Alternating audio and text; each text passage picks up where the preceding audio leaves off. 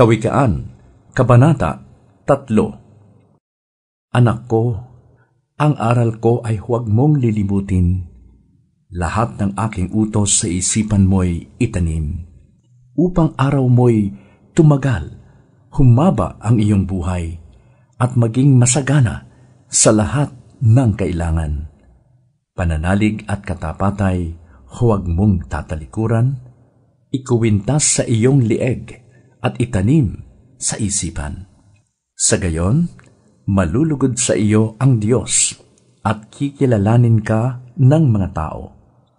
Kay Yahweh ka magtiwala, buong puso at lubusan, at huwag kang mananangan sa sariling karunungan. Sa lahat ng iyong gawain, siya nga'y alalahanin upang ika'y patnubayan sa iyong mga tatahakin. Huwag mong ipagyabang ang iyong nalalaman. Igalang mo't sundin si Yahweh at lumayo ka sa kasamaan.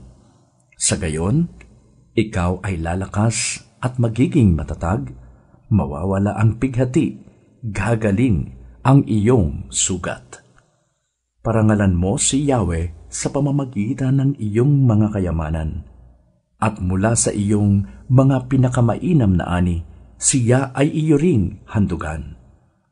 Sa gayon, kamalig mo ay lagi ng aapaw, sisidlan ng inumin ay hindi nga matutuyuan. Aking anak, ang saway ni Yahweh ay huwag mamaliitin, at ang kanyang pagtutuwid ay huwag mong itakwil, pagkat lahat ng mahal niya ay itinatama ng daan tulad ng anak na minamahal, sinasaway ng magulang.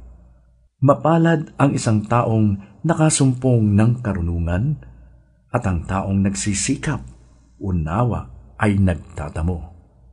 Higit pa sa pilak ang pakinabang dito, at higit sa gintong lantay ang tubo nito. Sa alinmang alahas ay higit ang karunungan, at walang kayamanang dito ay maipapantay. Mahabang buhay ang dulot ng kaalaman, may taglay na kayamanan at may bungang karangalan. Maaliwalas ang landas ng taong may kaalaman, at puno ng kapayapaan ang lahat niyang araw. Mapalad nga ang taong may taglay na karunungan, para siyang punong kahoy na mabunga kailanman. Karunungan ang ginamit ni Yahweh sa paglikha sa daigdig. Sa pamamagitan ng talino, inayos niya ang buong langit. Dahil sa kaalaman niya'y umaagos itong tubig, pumapatak nga ang ulan mula doon sa langit. Aking anak, karunungan at hinahon ay huwag mong iwawala. Huwag babayaang makaalpas sa isipan at gunita, pagkat dulot nito'y masagana at marangal na pamumuhay.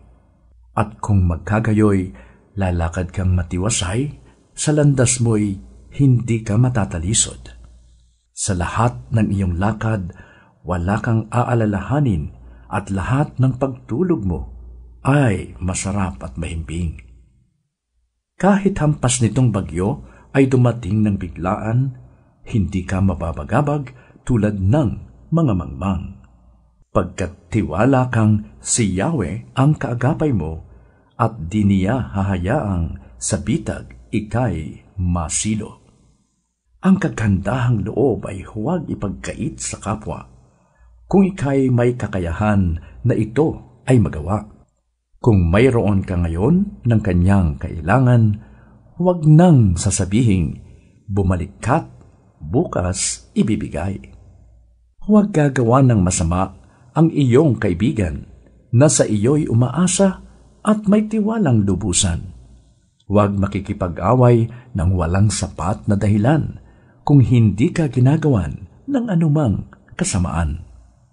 Huwag kang maiinggit sa taong marahas, nilalakad man sa masama niyang landas, pagkat si Yahweh ay nasusuklam sa mga isipang baluktot, ngunit nalulugod siya sa taong sa kanya ay may takot. Ang sumpa ni Yahweh ay di lalayo sa masama, ngunit ang mga banal ay kanyang pinagpapala. Ang mga palaloy kanyang kinasusuklaman, ngunit kinaluluguran niya ang may mababang kalooban. Ang taong matalino'y magkakamit karangalan, ngunit puro kahihiyan ang aanihin ng mangmang.